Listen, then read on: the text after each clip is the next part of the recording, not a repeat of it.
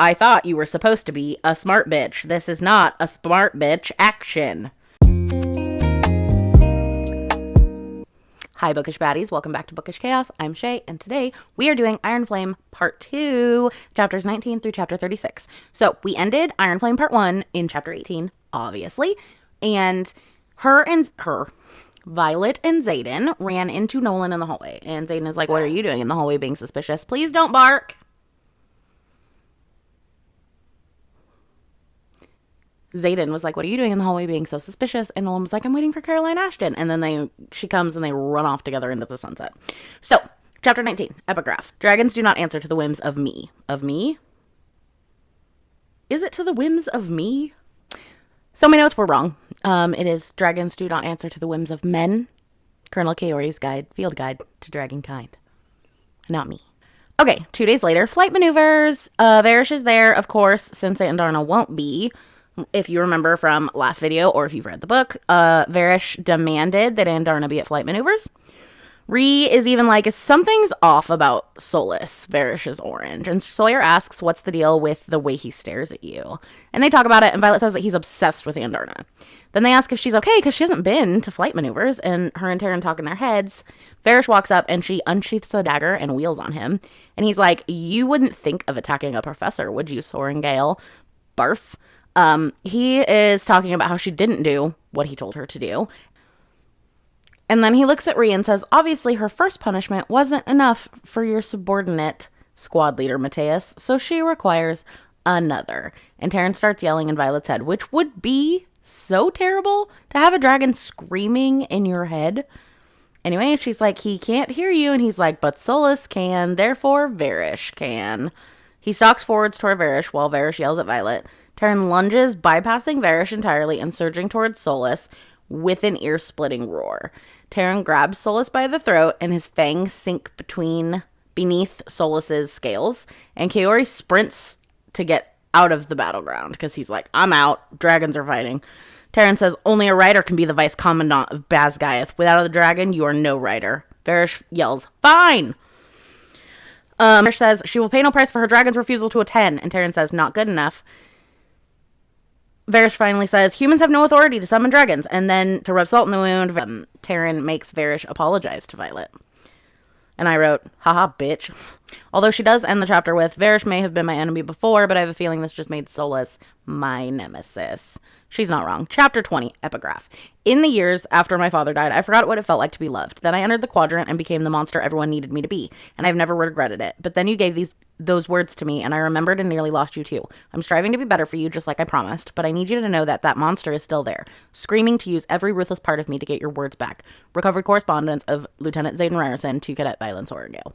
So her and Taryn are landing at Samara, and we enter the chapter in their conversation, and they've been discussing moving dismounts, to which Taryn is like, we will find another way, you will not be doing that. And she says, you can't change the graduation requirements, and he's like, I've never tried. And he's like, calm down while you're climbing down, or we're all dead if your impatient ass falls off of me and you break your neck. And she's getting the weapons packs off of his back, and she's like, I can't believe you let someone up here to put these on. And he's like, the section leader attached them to the saddle before I took them. Okay, he's like, so Bodhi put them on the saddle, and then Taryn put the saddle on himself. Like, he's like, no, I did not let Bodhi climb on my back. As she walks into the base, it's really funny because a company of infantry jogs towards her, and the commander yells, Rider! And then they just split in half and run around her because she's like, oh my god, I'm gonna get run over. Xaden strides towards her as she gets closer, and in her head says, I'm gonna have to force your hand, and I'm sorry. He says, you have about 2 seconds to decide if you want time to talk in private tonight. And Violet's like, I'm not sure you want to be alone with me considering what I'm carrying. And Xaden's like, choose. And Violet's like, yes, of course I want to be alone with you in private. And Xaden says, tell me to kiss you, even if it's just for show. She's like, what? And he's like, now, Violet. And she's like, kiss me. So they do, and it's super hot. And then she hears, oh, for fuck's sake. And she pulls back, and there's Mira. And then Mira says, put my sister down, Ryerson. You made your point. And she's like, Mira. And Mira says, are you sure you're fine? Because you must have hit your head to be involved with this one. Like, totally kidding. Xaden takes the bags and tells Mira not to let her set anything on fire. And Mira's like, oh my god, you aren't just banging him, you're falling for him. And Violet's like, what? No, I'm not. It's just sex. And Mira's like, it's super obvious. And she's like, let's go throw knives at shit because I'm really tired of this conversation.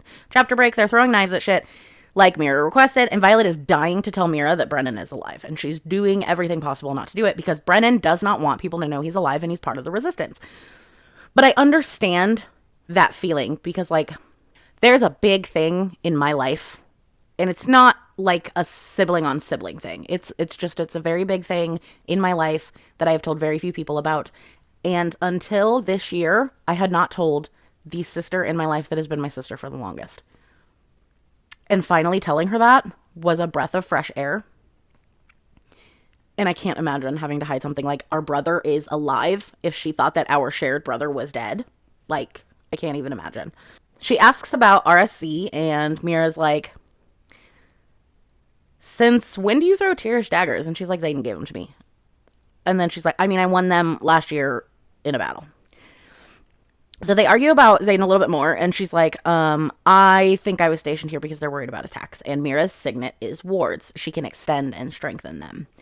And Mira's like, now tell me what you know about the wards. Because Violet had like casually brought up wards. And she gives her like massive side eye and she's like, warding isn't taught until third year and anything beyond that is classified. And Violet's like, I read a lot. And she said, I know that they originate from the wardstone in the Vale because of the hatching grounds located there and that they're boosted with a power supply along our border outposts to expand their natural distance in places and maintain a strong defense. She flings another knife because she's trying to act super nonchalant. And then Mira throws another knife and she says, they're woven to the ground out here, she says quietly as a pair of people walk behind them. Think of an umbrella. The wardstone is the stem, and the wards take the shape of a dome over Navarre. But, just like an umbrella's spokes are strongest at the stem, by the time they reach the ground, they're too weak to do much without a boost. And Violet, under her breath, whispers, provided by the alloy. And Mira nods, and she's like, you know about the ally? Are they teaching that now? Or did Dad? And Violet's like, it's the ally stored in the outposts that tugs at some of the umbrella spokes forward. And she's like flipping her dagger in her hand, still trying to act weird. Extending the wards twice as far as they normally reach in some cases, right? She goes like, and she's like, but what is the alloy made of? And Mira's like, that is definitely above your clearance. So she questions her about new wards and how her signet works. And this leads to an attack on Peromish cities. And Violet's like, what if those reports were really about Wyvern? And Mira's like, bro, are you okay? Wyvern are not real. And Violet's like, but maybe. And she's like, you cannot be talking like that. If they think you're unstable, you will not be safe. Chapter break. She's in bed. Zayden slides into bed after midnight. He's like, can we just not fight, Violet? P.S. There was this incident. Civilians tried to cross the border. Infantry wasn't pleased, and they killed them. And she's like, we kill civilians? She's like, okay, I'll just put this into the box of things that I can't talk about with anybody but you. She tells him that she almost told Mira today that Brennan is alive. From the book, I just feel heavy. I admit I don't have anyone who knows who I really am anymore. The guy I considered my best friend nearly got us killed. I'm keeping secrets from Rhiannon, from my sister, from you. There's not a single person in this world I'm entirely truthful with.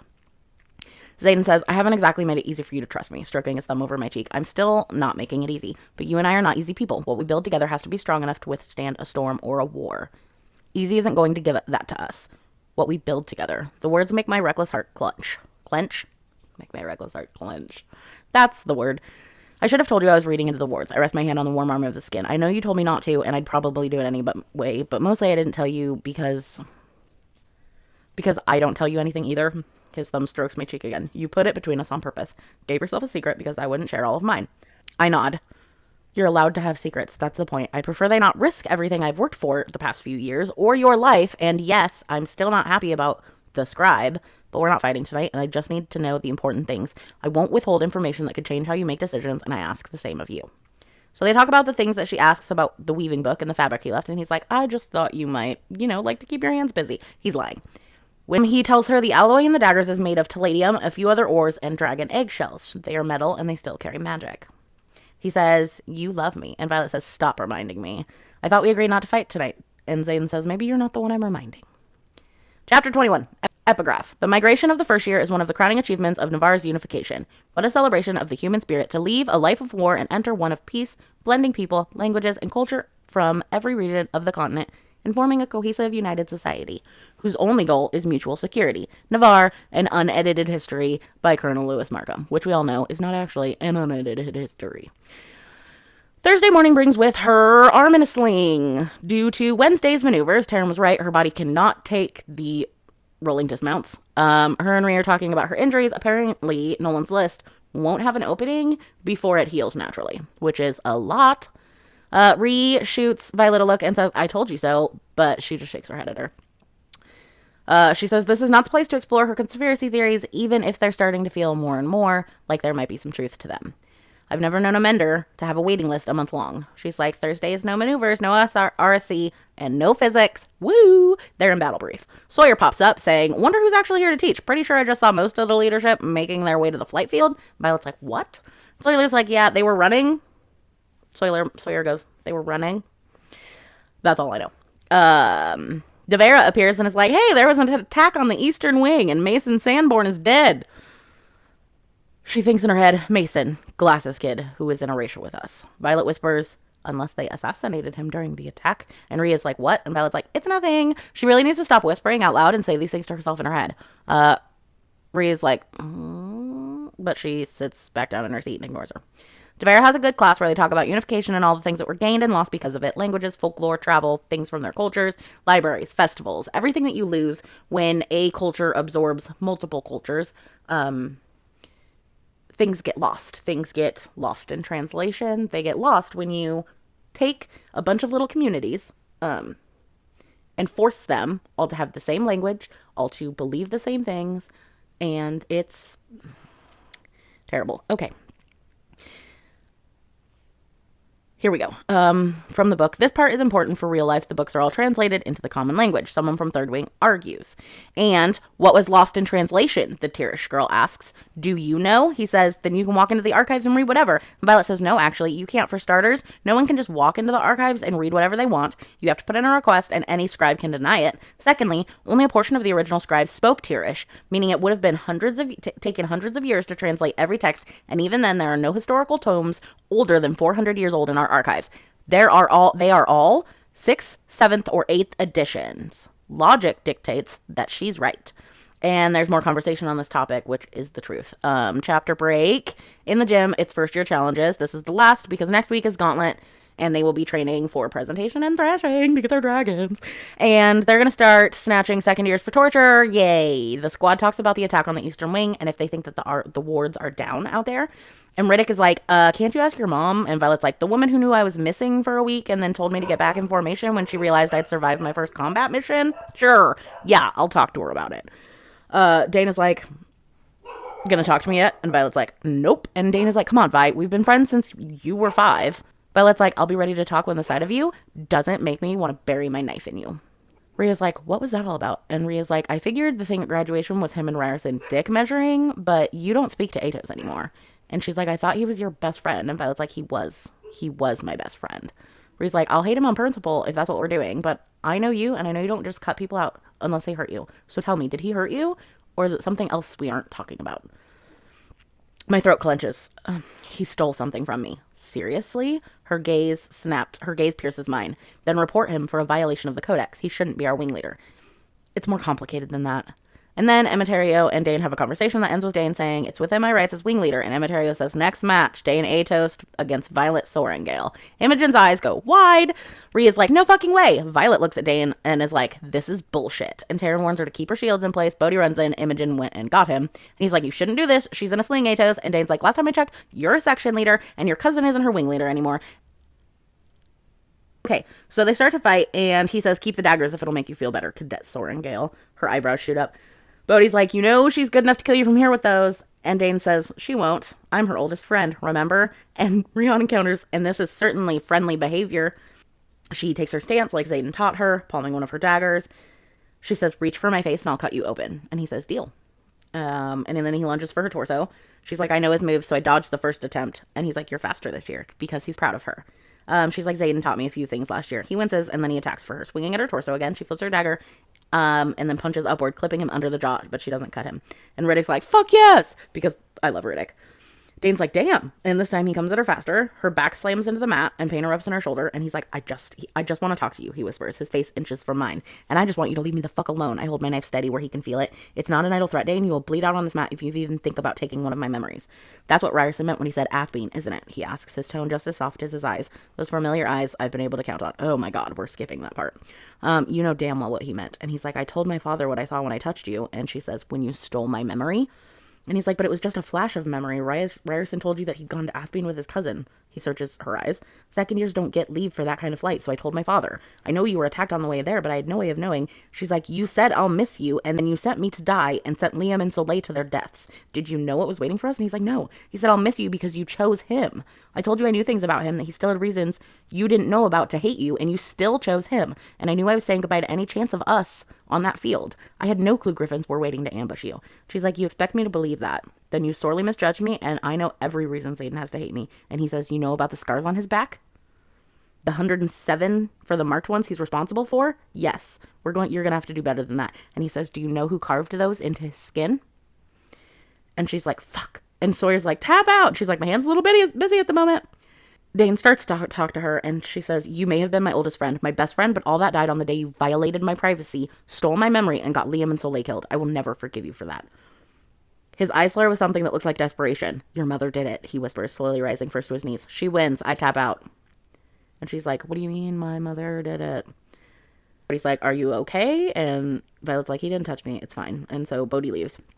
And now it's Arc's time to face off on the mat. Rhiannon's like, walk with me now. And she's like, are you pulling rank on me? And she says, do I have to? She's like, no, of course not. And she's like, was that about the something he stole? Because whatever it wasn't about defeating you. And she's like, yes. She waits for Violet to answer, and when she doesn't, she says, you've been off all day. Is it because of the attack? And Violet says yes, and she says, are you going to make me pry answers out of you? I swear to Amari, if you answer me with yes one more time. And she says, I heard what you said in history, you know. You said something about an assassination. And she's like, yes, I guess I did. And she's like, who else beside Mason is dead that went to Athbean with you? My gaze collides with her, and my heart starts to pound. Kieran, he was in 3rd squad, and I'm not telling her anything that isn't easily answered by anyone. And you were attacked on assessment day. Imogen's been targeted twice since Parapet too. So were Bodhi and Aya. Dane has one of those classified signets, she whispers. What did he steal, Violet? A memory, I say slowly. Her eyes flare. He can read memories, and she's like, no one's supposed to know. She's like, Dane stole one of your memories, and now you think the other writers that were with you during war games are being picked off. And she's like, stop. Do us both a favor and just stop. And she said, you saw something you weren't supposed to, didn't you? And she says, is that the memory he stole? She answers no. And then they see Arik walking their way, and he's like, shit, I think he's hurt. And she's Rhiannon and asks her, what killed Day? Suddenly, there's no oxygen in the room on the entire continent, but I managed to pull air through my lungs. You already know that part of the story. And she says, not from you. You were holding Liam, and then you had to fight. That's what you said. What killed Day? Was it another dragon? Is that what happened out there? And she's like, no. And so then she turns to Arik and says, finally lose? And she's like, I'll take him to the infantry since he's injured. And Rhea is like, Violet. And she's like, gotta go. Taking him. They both have injured arms. Like, he's got a broken arm and she's got a super injured arm. So they're walking down the hallway. And she's like, so where does your father think you are? And he's like, he thinks I'm on my 20th birthday tour, drinking and fucking my way across the kingdom. She's like, sounds like way more fun than what we're doing here. And he said, what part of this isn't fun? Between the two of us, we have a full set of functioning arms, he says as he opens the next door.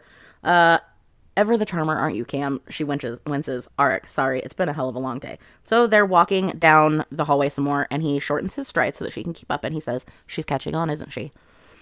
And she's like, catching on to what? And he says, they haven't hidden it all away as well as they think they have. It's easy to figure out if you know what you're looking for. Personally, it was the daggers my guards started carrying that tipped me off. The ones with the little metal discs.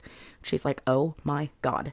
He says, the guards were the hardest to slip too. They won't tell my father. They've lost me until they absolutely have to. I'm just hoping it's after threshing, so that he can't do shit after threshing. Dragons don't even answer to kings. And she says, oh shit, you know, don't you?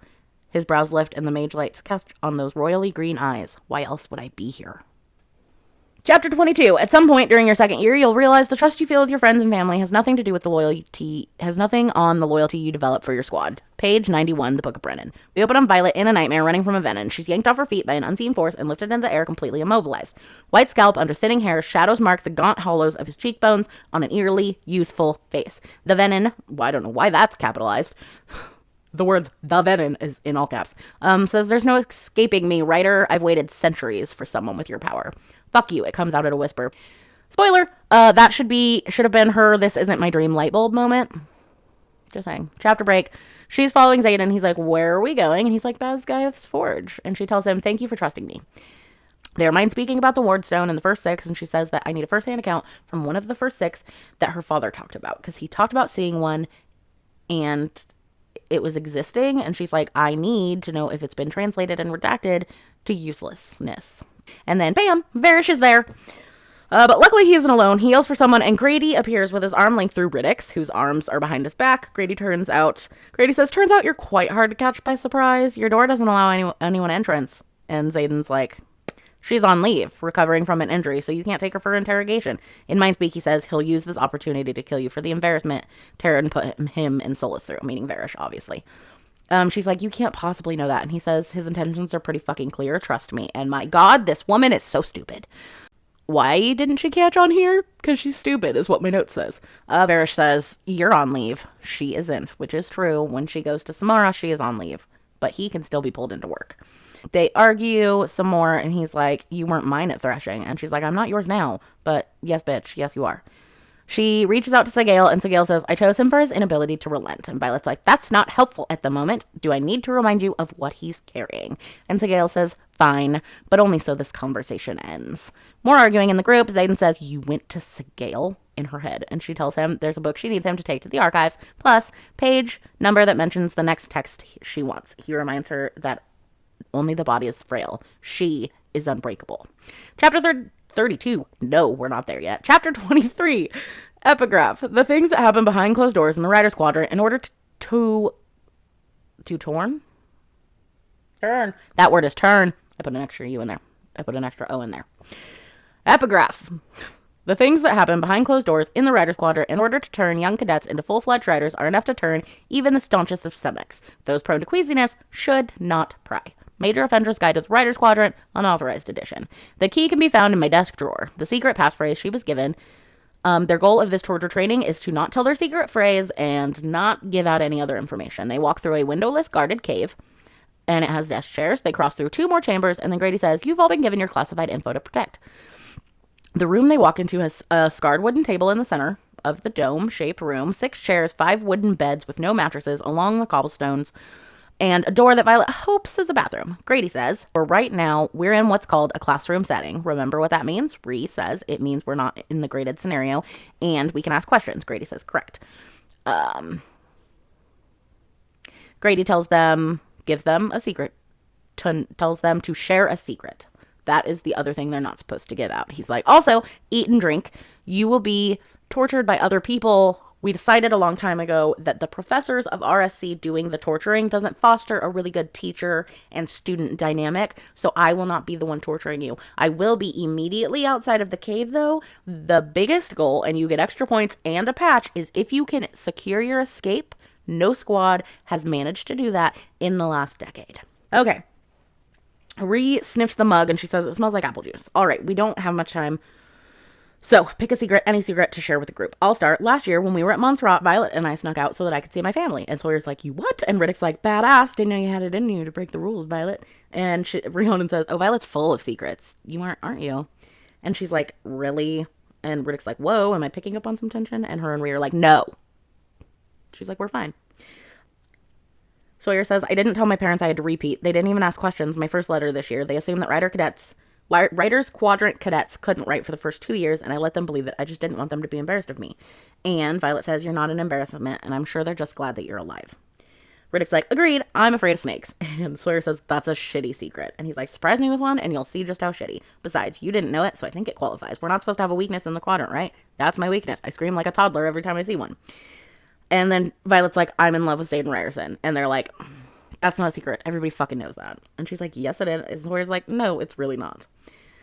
And she's like, you're going to have to do better than that. And she's like, can't my secret be the same as Rhiannon's? And they're like, no. And she's like, there has to be one thing I can tell them. And then she's like, I know what it is.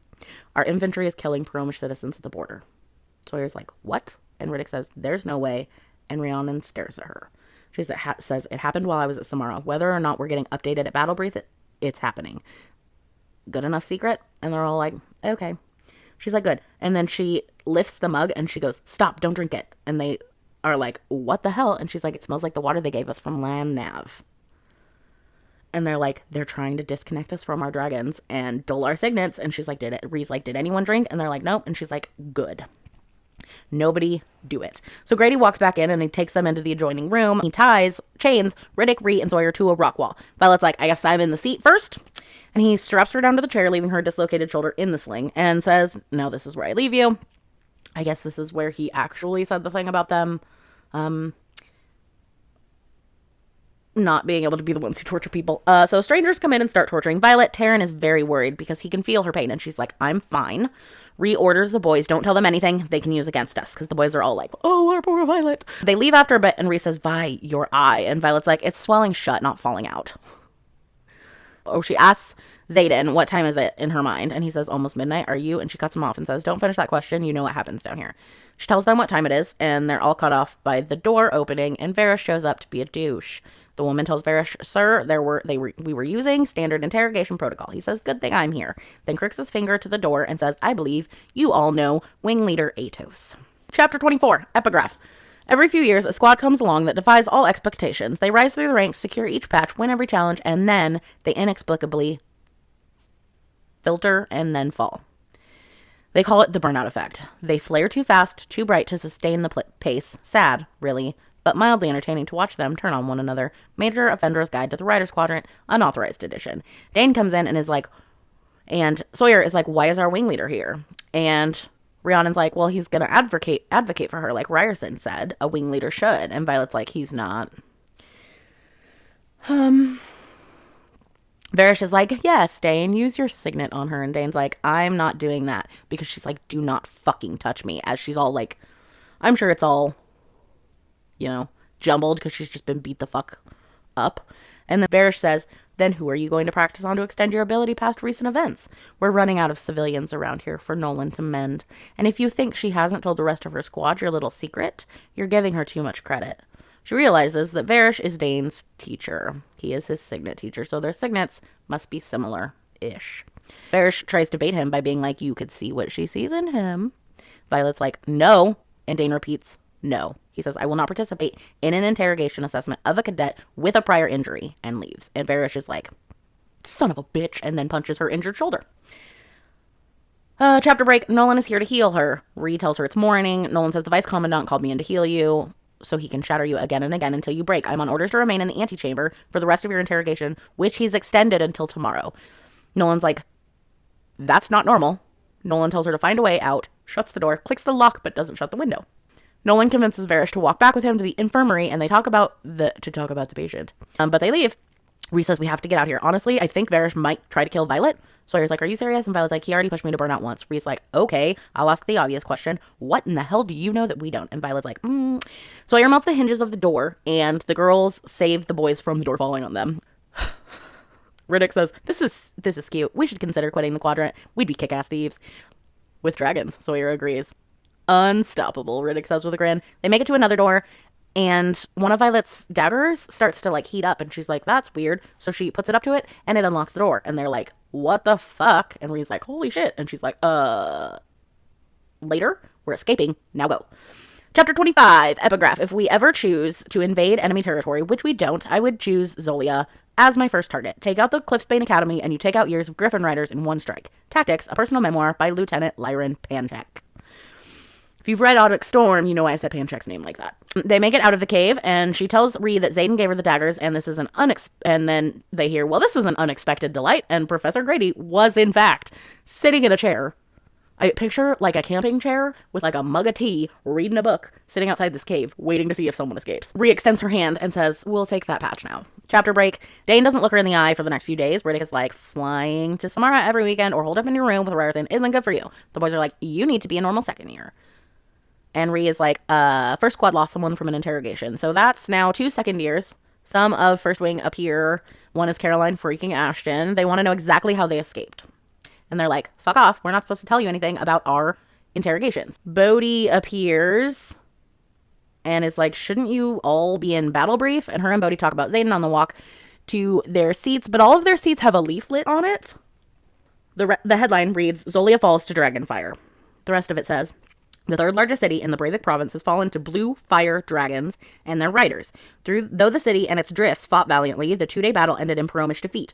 All who did not evacuate have perished. An estimated 10,000 lives have been lost, including General Fenella, the commander of Breivik's Griffin fleet. All trade routes to the city have been barricaded to prevent further loss of life. 2 days ago, she realizes. Rhiannon whispers, "Oh gods." Imogen and Bodhi exchange a panicked look, and then they all look at her. So he's like, "Is this real?" And Riddick's like, "It looks real. Is this some kind of test to see if we can discern official proclamation leaflets from propaganda?" And Ree's like, "I don't think so." And she looks at Devera and she thinks, "Please be who I think you are," as Devera reads it. And she sees her eyes widen only for a second. She turns to face the map, her head tilted back, and she says, "I bet my life that she's staring right where I am right now. The little circle at the foot of the Espen Mountains along the Stonewater River that marks where Zolia stood. Maybe it's maybe a 4-hour flight from our borders." They're trying to figure out if it's real. Violet's like, "It's printed here for public dissemination. Doesn't mean what's on it isn't real." Markham is like, "Let's talk about this." And Rhys says, "On the off chance that we actually did this and someone leaked the information, you know him better than we do. What's his next move?" And Violet says, "He will discredit, deflect, and then distract," which he does. The distraction is he's like, "Guess what? We have completed the impossible, saved one of our own from the brink of death, and I give you Jack fucking Barlow." The whole squad is like, "What the fuck?" And they're like, "You brought a mountain down on him. Maybe he learned his lesson." Rhiannon's voice pitches high and empty with hope. "No," Riddick says, letting his hands fall into his lap. "He's definitely going to try to kill you again." Okay, we're back. We are back for the rest of Iron Flame Part 2. We have our wine in our skull hand glass. We overheated, so we're going to do the second half of this now. Okay. Oh, that's good. It's a new wine that I've never had from a local vineyard, and it's delicious. Okay. Chapter 26. Epigraph. Menders are not healers. Healers are bound to the code of Triton? I don't know. I don't remember actually listening to this word. Sworn to aid in all time of need and never to harm a beating heart. Menders are writers. They're only sworn to the codex. They can as easily bring harm as heal. Major Frederick's Guide for Healers. Taryn is like, "So, end of chapter 25, you are aware, Jack fucking Barlow, he's alive." Taryn says, it's him. Bade has hidden this, and she's like, "I can see him with my eyes. I know it's him." And Taryn's like, "Be aware of him." Blah, blah, blah, blah. Taryn's like, "Be aware of him at all times." Obviously. Still in battle brief, Devera tells them, "Yesterday evening, there was an unprecedented attack on one of our largest outposts. It was unprecedented because they have had many, one right after the other, but this one involved 3 drifts of Griffin riders." And then she says it was Samara. Violet starts panicking, anxiety flooding logic thought. Devera, the outpost, says the That was my first drink of wine. I would just like to point that out. Devera says that the outpost was successfully defended by the 3 riders who were not on patrol. Their victory is nothing short of astonishing. While no riders were killed in the assault, her gaze locks with Violet's. There was one rider severely wounded. And then she scratches the left side of her neck. Xaden's rebellion relic goes up the left side of his neck. Class continues, but terror and rage flood Violet. She jumps up and walks out with people yelling after her. Taryn tells her to get to the courtyard. Bodhi catches her, gives her his flight jacket so she doesn't freeze, and she's like, "I can't stay, I can't explain." And he's like, "It's Taryn, just go." Taryn's emotions at the thought of Sigale being injured are flooding her body right now, and she is not strong enough to block him out. Chapter 27. Epigraph. By their 3rd year, a rider must attain full and complete control over their shields. Otherwise, in moments of extreme stress, they are susceptible to being not only influenced by their dragon's emotions, but controlled by them. Colonel Kaori's field guide to Dragonkind. She gets to Samara. They made it in 8 hours, and it usually takes 12. She runs for Xaden, and she runs into Mira, who is like, "Do you have leave?" And she tells her he's in the sparring gym. She gets in and sees him and Garrick sparring, and he's fine, ? He's like, "What are you doing here?" And she's like, "What do you think I'm doing here?" And then says, "I can't get him out." Taryn is still in her head, making her crazy. He drags her to the bathing chamber and blasts her with cold water, and then tells her to put her shields up as soon as the cold water can distract her enough to stop thinking about it. And that did work. He's like, "You didn't get leave. You know when you get back, Varish is gonna freak out, and like he's like scolding her about that, and then he goes, "Who the fuck's flight jacket are you wearing?" And she's like, "It's Bodhi's. Who else's flight jacket would I be wearing that has a wing leader, fourth wing leader patch on it?" And he's like, "I don't want you wearing anyone's." And I'm like, gross. And then he's like, "Wait a minute, you were worried about me?" And she's like, "Shut up." But he says, "You seem a little angry that I'm not on Malik's doorstep." And he's like, "Would you rather that I be bleeding to death in the infirmary?" And she's like, "No." And so he pulls up the sleeve of his arm, and there's a huge, thick, red, inflamed mark. He almost lost a whole entire arm that had to be mended. So he was severely wounded. It is from the top of his shoulder to halfway down his bicep. It is an inch thick at the top and triple where it ends. They argue some more, and then they bang. It's fabulous for them and a snooze fest for me because they just continue to have the most boring sex anybody's ever read. Xaden says, "Okay, so we have options. First, we can stay here and go again. Or second, we can get cleaned up and sneak to my room where we can go again. Or third, we can clean up, find a water wielder to dry our clothes, get you into one of my flight jackets, and fly to the nearest rendezvous to drop the daggers." And she's like, "Let's go drop the daggers."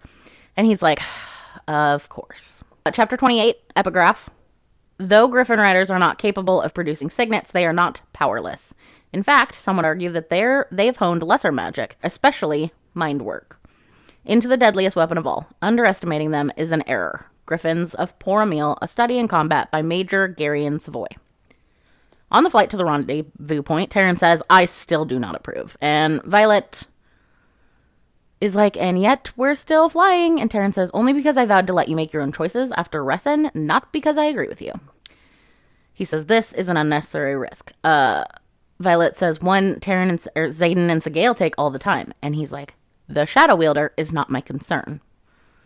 She's like, "Segale is," and he says, "Segale would never be taken down by something as puny as a griffin. And as for losing the Shadow Wielder, she would be emotionally inconvenienced. That is true." Violet's like, "An emotional inconvenience? Is that what I am?" And Taryn says, "Currently, you are a prized annoyance." Anyway, so they arrive, and Taryn is like, "You will not unseat, or I will fly away." And she's like, "Well, shit."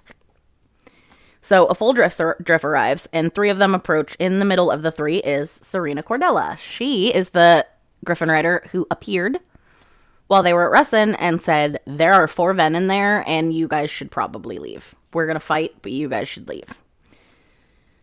There's a man that she doesn't recognize on her left, and on the right is a younger girl in slightly different colored leathers, both brown, but one is lighter. We learn through talking that Xaden was injured in the attack because he hesitated, thinking that it might be a friendly Griffin Rider. Violet realizes that Serena and Xaden actually know each other really well, and they are familiar in the way that they speak to each other. Violet speaks up from Taryn's back, and Serena says, "Nice to see you without Ryerson's face attached to you, Sorengale." Violet tells her she's glad she made it through Ressen. Then notices the younger flyer is staring at her with shock and malice. Taryn growls, because Taryn do Taryn. And Serena says, "You know better than to stare at a dragon, Cat." And Cat says, "I wasn't staring at the dragon." And then to Xaden, she says, "She's striking, I'll give you that." They're arguing about weapons, and Xaden says, "I'm trying to get our forge working." To which Kat says, "Completing a forge? Viscount Takaris would strongly argue with that statement. You've had not one but 2 chances to acquire the luminary, and it's not like you haven't had what he's asked for both times." And Xaden's like, "It's not happening." And Kat says, "You're willing to let our entire kingdom fall prey to these monsters because you what? Are smitten? Please, I know you better than that." Xaden and Serena argue about things while Xaden and Violet mind speak a bit. Serena says, "I'll do what I can to lessen the attacks on the outposts, but until you can openly say you're supporting us, it won't stop." Serena tells her to tell her dragon that he's the scariest fucking thing she's ever seen. And Violet's like, I won't tell him that. It just goes to his head. And Violet says, "Stay alive, Serena. I'm starting to like you." And Serena says, "Let's go, Catriona." And it took way too long. It took that long until she says the word Catriona. It took her that long. An entire chapter's worth of words, which is probably like an hour's worth of a meeting, to realize that Kat, who talks to Xaden like a scorned ex, is the Catriona that Bodhi told her about. But she's a brilliant fucking woman. Anyway, chapter 29. Epigraph. Cadets who are found absent without leave will be subject to court-martial by their chain of command if they are not executed on site. Article 4, Section 1 of the Basgiath War College Code of Conduct. Violet's like, she's your ex, yes? And he's like, yes, but we were over before I met you. And she's thinking, what is this? Jealousy, anxiety, insecurity? To which Taryn says, all three. Which, I will remind you, not a single dragon chose her. You were selected by 2. Pull yourself together. Violet's like, but at one point Xaden chose her. And Taryn's like, at one point you thought gruel was a satisfactory meal until you grew some teeth and found the rest of the world's food. Now cease this line of thinking. It does not serve to make you better. And I love Taryn because he has her back all the time. And he is grumpy all the time, but he's grumpy dad. And he loves her more than life itself. They land and Zane's like, do we have to talk about Kat? And she's like, do you want to talk about my exes? And he's like, no. And she's like, but let's talk about Takaris. He's like, Takaris or our exes? Do I know yours? And he's like, what does he want? She says, what does he want for the luminary? And he says, you are the first lightning wielder in over a century. He swears he'll let us take it to Orisha if he can see you wield. And she's like, okay. And Zayden's like, no. He likes to collect precious things and keep them against their will. It's not happening. They argue more, and he's like, you are all that matters to me, and he gives her the alloy-hilted dagger he didn't give the drift because he wants her to be able to defend herself. He says, sew a deeper sheath into wherever you feel most comfortable. He asks if they need to discuss anything else, and she's like, Zolia getting leaked a battle brief, and Markham saying it's propaganda. Maybe Nolan spending months saving Jack fucking Barlow's life, or Varish punching my shoulder out of socket after Dane wouldn't read me. Also, this is the first time he's learning about the signet blocking elixir. And hey, maybe Brendan can find the antidote with a little bit of the solution. And he's like, what happened to working on communication? And she's like, did I mention that Dane challenged me? Oh shit, I should probably tell you about Arik too. Chapter break, they land in the flight field. She asks about Indarna and is like, should I be worried about her sleeping this long? And Taryn's like, no, she is guarded by the elders, sleeping safely. On the way into Basgiath, she stops to watch the first years on the gauntlet. Arik and Vissia have already made it to the top, and she tells Sloane, take that one at a run. Hesitate and you'll fall. She snaps back. And Violet says, your brother won the gauntlet patch last year. No one expects you to fill those shoes, but try not to die, will you? She says this, and then she walks away. And Materio says, you've angered the leadership, Sorengale. And he is like, I don't have favorites. But if I did, and I'm not saying I do, but if I did, I would suggest to that favored student that she stresses the undimmable bond of her legendary battle dragon and forgets to mention that perhaps strengthening her mental shields could have saved her from such rash decisions when it came to departing without leave. I would also hope that another favored student, were I to have such a thing, would be teaching you stronger shield techniques so it doesn't happen again. And she's like, yes, sir. She gets to her floor and Varish is there, but so is Kaori. Varish is harassing her. Ree's door opens and she shakes her head and she gives Varish her bag because he's like, give me your fucking bag. He decides to harass her by saying that she's impersonating a commissioned officer because Zayden's like, before you go, take this flight jacket of mine. You're not wearing anybody else's flight jacket. Gross. So she's wearing Zayden's and the dagger is sheathed at her shoulder. She looks at Ree and then she looks at her shoulder sheath and then raises her eyebrows at her. And Kaori is like, shut the fuck up, Varish. She isn't impersonating him. She wasn't wearing a name tag or pretending to be Zayden. Varish asks if he's accusing him of abusing his power. And Kaori says, no, I think you abuse your power in general. And Kaori's like, hey, I talked to the Vice Commandant and she's free to go. You know, powerful battle dragon and all. Kaori's like, be careful, Sorengale. He walks away and Ria's like, get in here. And she gets in there and Sawyer and Riddick are in there too. And Ree pulls the dagger out and shows her that she pulled it through the wall, which is the first time that she's ever done that. And Ree says, what is this? And why did you need them to not find it? She meets her gaze and she says, it's for killing Venom. Chapter 30, Epigraph. Barring invasion, only writers and designated scribes are permitted in the writer's quadrant. To enter uninvited as infantry or even healer is to welcome a swift death. Article 2, Section 3, the Basgiath War College Code of Conduct. She tells them everything. Everything that has happened from the minute that she left with Xaden for war games. The only thing she doesn't tell them is about Erasha and that Brennan is alive, because the rebellion is a little bit different and it's not necessarily her secret to give. But she tells them the truth about what happened to Liam and Soleil and what they were really attacked by. Riddick goes, and you're sure the dragons know? And she's like, yes. And all three of them, eyes glaze over, they check in with their dragons. They come back too, and Riddick goes, the dragons know. And Riddick realizes that all the propaganda was real about the Peromish people dying beyond the wards. They discuss timelines, convincing her family to move because her family lives in a border village. Her and Ree hug. Ree forgives her for hiding it. She understands why. So Sawyer says, we don't run. Moving towards her, Riddick walks over and rests his hands on her upper back. And he says, the four of us stick together. That's the deal. We make it to graduation no matter what. Ree asks, if we only have months, what are we doing about it?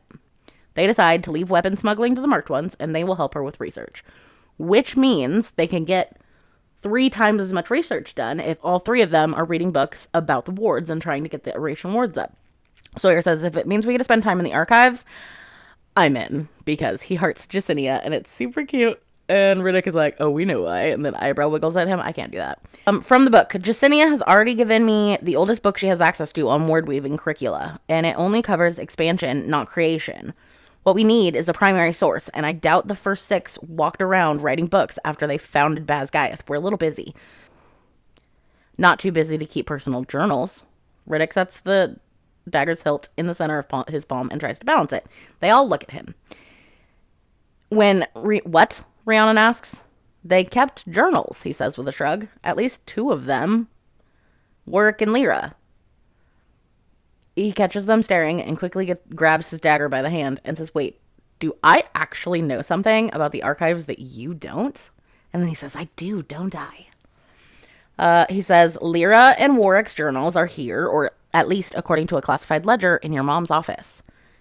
He saw it when they were searching for something last year during that war game, where they were during squad games, when they were trying to bring back the thing that would be most advantageous for their enemies to have. He saw it on a ledger in her mom's office. He says, it listed them in a sub-level vault. And Violet's like, there aren't sub-level vaults. And Riddick's like, that you know of. Chapter break. Jacinia knows nothing about a sub-level vault. Daily life happens as we get what happens day to day for the next few weeks.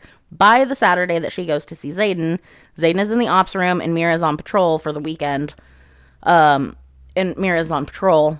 And the weekend after, their squad is dropped into the Parchilly forest amid the leaves without supplies.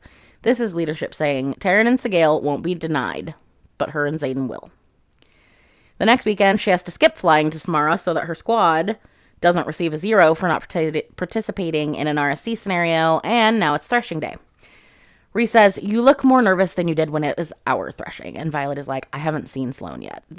So everybody that was going to live past the gauntlet has passed the gauntlet. They are now in the middle of threshing. They are in the forest. They're waiting. They're seeing who first years come back, who get a dragon, who isn't dead, all the fun stuff. And she's like, I haven't seen Sloane yet, and I need to leave to take over the watch soon. And Imogen was mad that Violet told the squad, so she felt pressured to tell Quinn about, that Venom are real. And Quinn took it like the squad did. Super chill. They hear wing beats and they see a blue clubtail approach with sapphire-hued scales. And it's Mulvik. And who is on Mulvik? Auric. Auric bonded to Blue. He keeps his head down while recording Mulvik's name, and Lilith doesn't have the chance to notice him, so he has gotten his dragon. He is still Auric Greycastle, and King Tari, the not-so-wise, knows nothing. Rhee points to the end of the field. A mid-sized strawberry flies in with a dagger tail. A red dagger tail, I whisper, just like her brother. Rhee says, it's hard not to loathe her for hating you, but I'm glad she survived. Violet says, I don't need her to like me. I just need her to live. They get a message that Jacinia wants to meet them in 15 minutes with a tome. Riddick offers to go for her, but she says no. I don't need to give Virish any more reasons to stop me and Xaden from being together. I will go to watch. Someone else can go get the book from Jacinia. Aya is on duty when she gets there, and she's like, hey, they're in the burn tower where they take all of this, like a big giant fire. It's kind of like a lighthouse. I picture it with like a room with like one of those big bowls just full of fire all the time. They exchange their pleasantries, and then 4 infantrymen enter, and like I said a chapter or 2 ago, in the epigraph, the infantry are not supposed to be in the Riders Quadrant for no reason. Aya is like, infantry isn't allowed in the Riders Quadrant. They exchange banter, and Taryn says, kill them all. Violet says, let me guess, secrets die with the ones who keep them. And he looks surprised, and she's like, it's not an original thought, my guy. Seriously, people have been saying this to marked ones for every single assassination attempt. If he's trying to be subtle about it, he's really bad at subtlety. He being Daddy Atos, because he is the first one who said secrets die with the ones who keep them, and now he's had every single one of his little henchmen assassins say that to people. Is he stupid? Anyway. They start to fight, and Taryn bellows, I'm coming. Aya screams, and Violet looks and sees that someone is pulling a sword from Aya's chest. And it's the last one alive who pushes her from the top of the turret, because he's the one with the sword, and like, Aya took out 1 and Violet took out 2, and then there's just this one left. And she has, so this one, the one that's alive, grabs Violet and starts to dangle her from the top of the turret. And she has all these thoughts running through her head. She's like, Taryn, Zayden, Sigale, and Darna, forgive me. You have to live. You have to live on. Like, please don't die because I'm about to die. And then the dude dies. And someone reaches. Oh. Like, someone shoves their knife through this guy's spine. And she's like, shit. Chapter 31, Epigraph. Everyone thinks most Rider cadets die from Dragonfire. Truth be told, it's usually gravity that gets us. Page 47, the Book of Brennan. The assassin is pulled back and then thrown from the turret over top of her. And a head pokes out over the top of the turret, and it's got blonde hair and icy blue eyes. And Jack fucking Barlow says, Sorengale? And he reaches for her and pulls her up. And as he pulls her up, Taryn flies below. And there's like a communication down the bond that they both know that he would have been too late. She's like, you saved me. And Jack Barlow's like, I didn't know it was you. And she's like, but you did find out it was me and you didn't let me fall. And he's like, you want to climb back up there and we can do it again? She's like, no, I'm good. He says, I was on watch over there and I heard the screams, and riders don't die at the hands of infantry. He's like, I got a second chance and now so do you. We're even. And he leaves, and she's just waiting there for the adrenaline to wear off, shocked, thinking about how many people from Reston are dead and how terrible everything is. With Aya being dead, that's half of them who flew into Reston. And Daddy Atos isn't going to stop until they're all gone. So, her, Imogen, Zayden, and Bodhi are all that's left that flew into Reston. She hears, holy shit, from the doorway. And Riddick's there, and he's like, are you hurt? Burned? Stabbed? And she's like, no. Aya's dead. Assassins. And he's like, holy shit. And she starts laughing, and she says, Jack Barlow saved my life. And he's like, are you kidding me? And she's like, no. He said it makes us even, although by now, my calculations, I owe him 2 lives. He says, I saw Jacinia, and good news is, she knows where the vault is. Bad news is, they're in a royal vault. We need someone of royal blood to get in there. And she looks at him, and she says, it's a good thing we have access to a prince who happens to hate his father. Chapter 32. Epigraph. Gods save us from the ambitions of second years. They think they've experienced everything because they've survived their first year, but in reality, they only know enough to get themselves killed. Major Offender's Guide to the Writer's Quadrant. Unauthorized edition. We open on her and Zayden in a room, and he's mulling everything over that she's telling him, and he says, I'm choosing my words carefully. And he's like, who exactly knows? And she says, Ree, Sawyer, Riddick, and Quinn. And he says, Quinn too. And she's like, that was all Imogen. They don't know about Brennan or the Luminary. She's like, it wouldn't be an issue, though, if you'd let me fly. It's like 2 days away from Eurasia. And he's like, it's not happening. So she gives him her plan about the royal vault. He's like, there's holes in your plan. And she's like, what holes? And he says, you haven't secured the agreement of the key player participant. For starters, he walks over and yanks open the door, and Riddick and Sawyer stagger forward, slamming into the wards, and then they fall into the hallway floor. She smothers a laugh. And Zayden is like, it's soundproof when the door is closed, assholes. And what the fuck is he doing here already, Bodhi? And Bodhi's like, he doesn't know why he's here. I just ordered him out of flight lessons. And there's Auric, and he looks at Zayden, and he's like, I figured you'd come for me sooner or later. And Violet's like, no, we need your help. You can say no and walk away right now. But if I explain what we need you to do and you say no, Zayden says, if we tell you why and you decline, you won't be walking away. And him and Zayden argue about shit. And Auric says, you have no idea what he did to Alec. And Zayden says, your brother was a craven, murderous prick. And I'm not sorry, I killed him. And they argue, and they finally decide that Auric will help. He's like, I will help, but fuck that guy.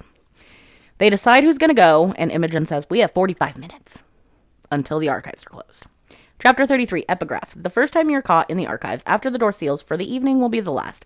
The complex magics in place to preserve our texts are not compatible with life. Colonel Daxton's Guide to Excelling in the Scribe Quadrant. It sucks all the oxygen out of the archives when the archives seal shut. Okay, so they've gone over the plan. The plan is really complicated. They execute the plan. Plan starts. I'm not going to go over the plan. It's very in-depth. They get down to the secret vault. Auric is like, all right, I'm going in the vault. But he also pulls Violet through with him.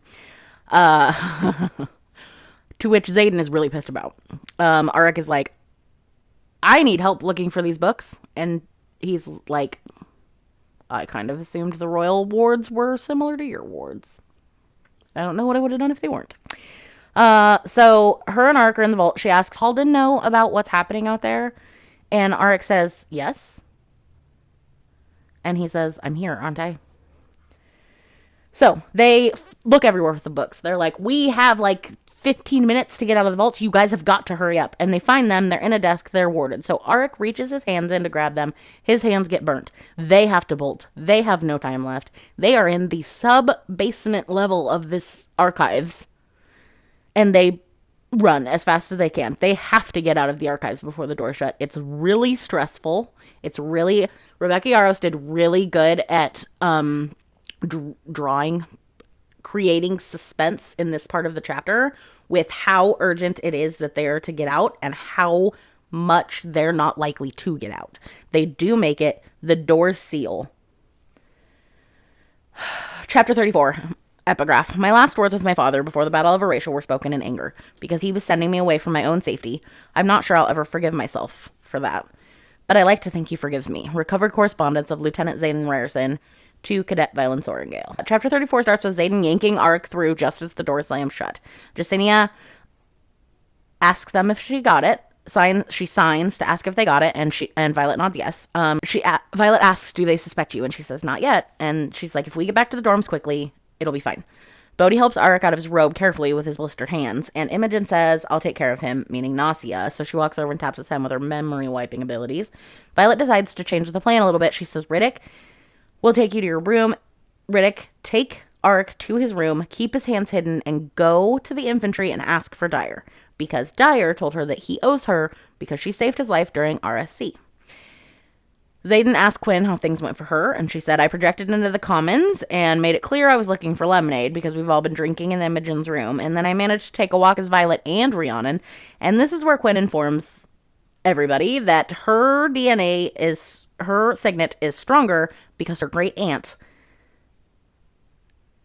is a previous rider of her dragon. She said she's not a direct descendant, so I don't have to worry about going mad like those who bond in a direct line.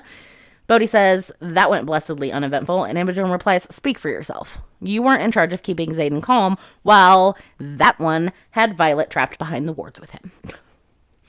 Zayden and Violet go for a walk, and he asks how she is. She says thirsty from sprinting, but she's good. They talk in their heads, and he's going to have to leave now with one of the books and take it to Brennan. So the plan is she'll keep one, and he'll take one. That way there's not one they're not both at Basgiath. He leaves, and as soon as he gets out of earshot, Nolan appears carrying a pewter mug and a wineskin.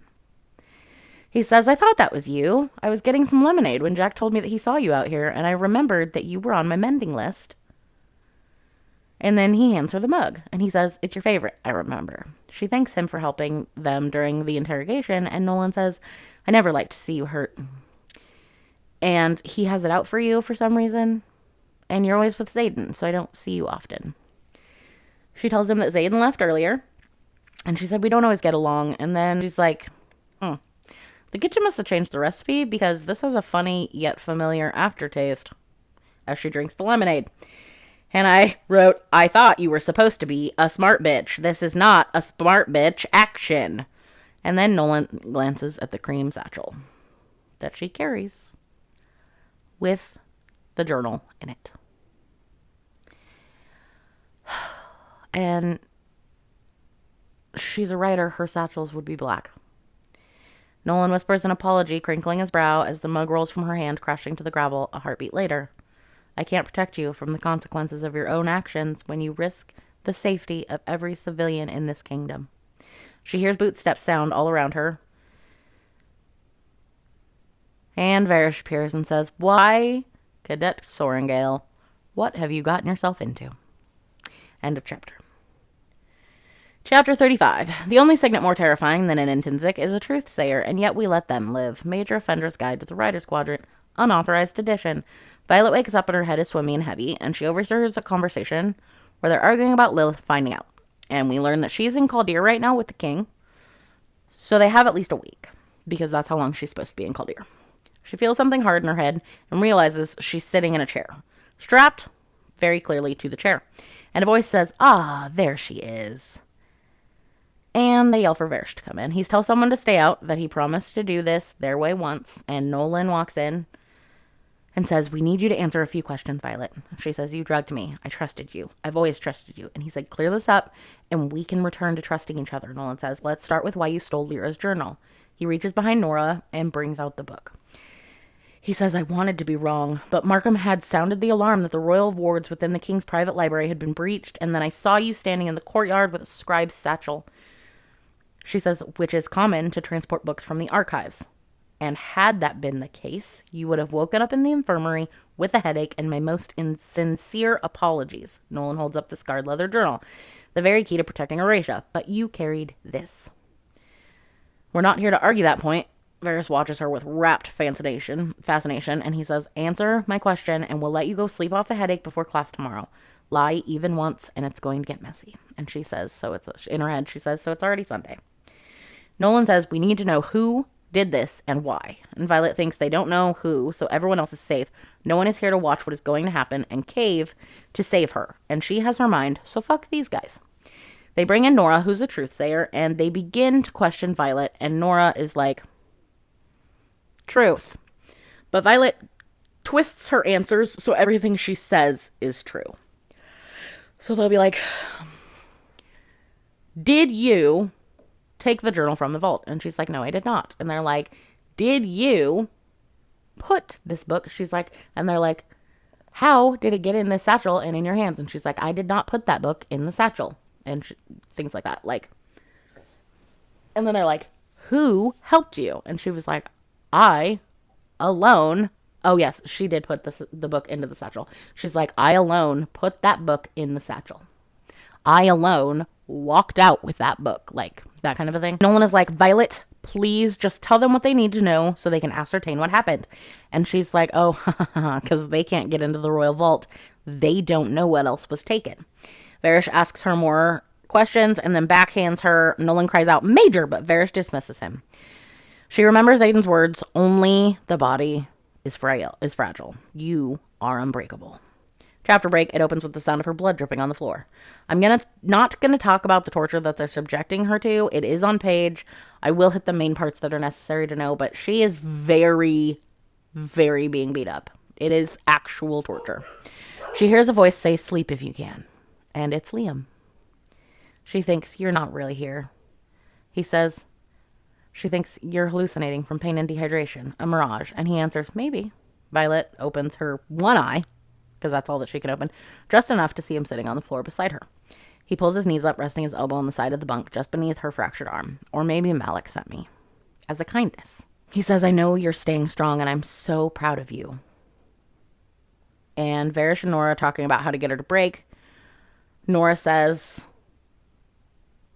Devera and Emeterio are asking where she is, as is the rest of her squad. She missed class, so it's Monday. And she was taken on Saturday night. She can tell that the bond with Taryn is there but muffled, so they've been drugging her. She thinks it'll be another 5 days before Xaden realizes I'm missing. He can't save me, Liam. If he reacts, he'll risk everything. He's not going to risk the rebellion. A corner of Liam's mouth rises into that cocky smirk I've missed so much. I bet he already knows. Sigale will have felt Taryn's panic. That dragon of yours might not be able to reach you this deep under Basgiath, but Xaden is going to rip this place apart brick by brick. You just have to survive. And she thinks he won't risk the revolution. Varish comes back in and questions her more, and this is when we learn Varish's signet is to see people's weaknesses. He says, I was lucky enough to glimpse the most powerful rider of your generation fumble his shields like a novice once. It was for less than a second, but that was all I needed to see what it would take to shatter him. P.S. I'm after him and I'm using you to do it because you are the thing. And she responds, her voice is cracky and stuff because she's dehydrated and being beat up. She says, does Solus enjoy hiding? And he kind of blinks at her for a minute and then masks his surprise. And she says, just because you've blocked my ability to talk to Taryn doesn't mean he doesn't know exactly what you've done to me. You're hunting Xaden, but Taryn is hunting Solus. You're the weaker on both counts. I might die in this chamber, but I promise you will. And he says, just because I can't kill you without losing my target doesn't mean I won't shatter you over and over and over again. He says, we're going to have fun, you and I. He stands, brushes his hands on the thighs of his uniform before walking out. And she hears him say, call Nolan in, we need to start fresh. She asks Liam not to leave her, and he says, I won't. She loses track of the hours. Nolan visits twice, maybe 3 times to heal her. Liam never leaves her. When she opens her eyes, he's watching her through the torture, holding her sanity together while simultaneously proving that maybe she's already lost it a little bit because she's seeing Liam and Liam is dead. Once a day, they chain her to the chair and force serum down her throat, blocking her from Taryn more. She eats the food they provide because survival matters most. She wakes up hearing Nora say they could bring in Jack Barlow if this doesn't work, and he's like, no, he would kill her. She tells Liam, Sloane hates me. And he says, you're doing a good job. She can be tough. And then she hears someone say, you asked to see me, sir? And he says, down here. There have to be a dozen guards on the stairwell. Fear slides down her spine. It's Dane. Varish says, I need your help. Navarre needs your help. And he says, what can I do? And he says, we had a breach of security this week. In it, classified documents were stolen. We caught the perpetrator and prevented the loss of intelligence. But the prisoner, dramatic pause, I wrote that, is blatantly obvious by connection that this writer is working with what we suspect to be a second rebellion, bent on destroying Navarre. For the safety of every civilian within the wards, I need this prisoner's memories. Wing leader. You must extract the truth of, or the very way of life that we have will be compromised. There, he says, I'm going to warn you. The identity of this prisoner may come as a shock. And Dane walks in the room, and he's like, Violet? And she whispers, please help me.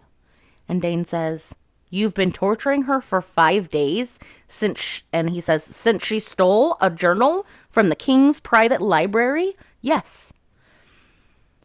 And he says, she might have been a childhood friend, but we both know where our loyalties lie now. Hers lie with Ryerson and the war he's planning against us. She wants to bring down the wards. She says, that's not true. She says, I would never hurt civilians. You know that. And he says, I don't know shit about you anymore. His face twists with anger, and he's like, they have more back and forth, and Varish is like, don't be mad at her. She was pulled into something she didn't know about. It's not her fault. Someone comes in and says all leadership is being ordered to assemble. Nora asks, by whose orders? And this person says, General Sorengale. And Varys is like, we might be too late. Ryerson deserted days ago, according to the reports. We're gathering the marked ones now. Liam Spector says he can search your memory, but logic says he'll have to muddle through what you're thinking first. And she says, you killed Liam. He pauses. So you keep saying. But I only searched your memory to prove my father wrong, Violet, and all you did was prove him right. If the marked ones died betraying our kingdom, then they deserved what they got. She whispers, I hate you. She's stalling, Varys snips. Do it now, and if you see something you don't understand, I'll explain it once we know where our army is hiding. Just trust me that we are acting in the best interest of every civilian in Navarre. Our only goal is to keep them safe. And Dane nods and reaches for her, hesitating at the last second. He says she's bruised everywhere. And Liam urges her, show him what you want him to see. Varys says she's nothing more than a traitor, and Dane says, right. And she closes her eyes the second his fingers push in on her tender, aching temples. They may have blocked her from her power, but that stems from Taryn. The control over her mind, that's hers, and it's all she has left. Unlike last year, I feel Dane's presence at the edge of my mind, right where my shield should be, and instead of recoiling from the assault, I grab hold and throw myself into the memory, dragging Dane with me. Do we have a riot nearby? Liam asks. Gravity shifts as I realize my worst nightmare is indeed a living, breathing monster. 2 legs, not 4. Wyvern. They've sent us here to die. Venom with red veins distending from their eyes. Killing helpless people. Blue fire. Desiccated land, soleil and fuel falling. We've never been able to smuggle enough weaponry out to make a difference. They've kept us in the dark, erased our very history to avoid conflict and to keep us safe while innocent people die. Liam, gods, Liam. I dig my mental fingernails into Dane and hold him there, making him feel it with me. The helplessness, the chest-crushing sorrow, the eye-blurring rage. It's been my honor, Liam's last words to me. My vengeance in the sky, fighting along Taryn's back, armed with the only weapon that will kill the Dark Wielder, doing her best to slay my dragon and me. The moment the dagger slides into my side, I stop. I stop pulling Dane and start shoving, screaming both physically and mentally, filling my head with every ounce of pain that's been inflicted upon me in the last 4 days. Dane gasps and his hands fall from my temples. I throw my eyes open, and the sound of my scream still echoing in my ears as he draws back in horror. Horror etched on every line of his face. I'm here, Liam promises, and I still don't regret it by not 1 second. Wetness tracks down my cheeks. Did you get what you wanted? I managed to ask through my shredded vocal cords. You're smuggling weapons? Dane says, slowly searching my eyes. Stealing our weapons to aid another kingdom?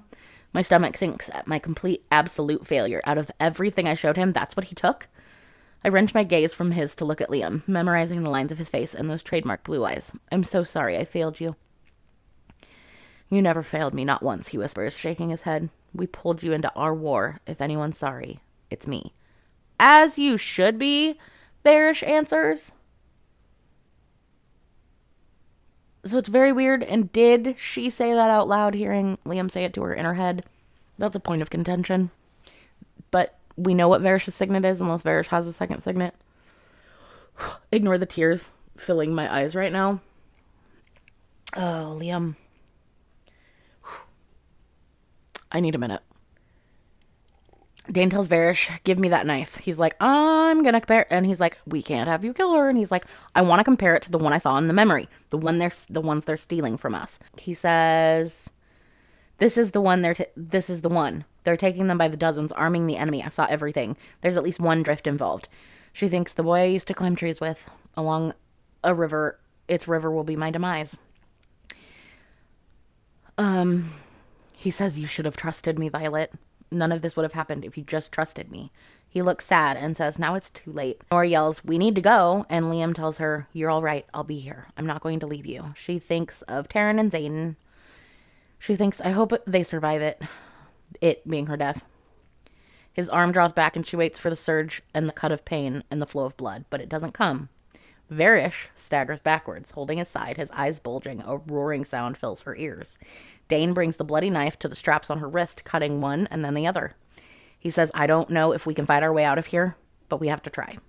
He says, can you move? And she's like, oh, what the fuck is happening?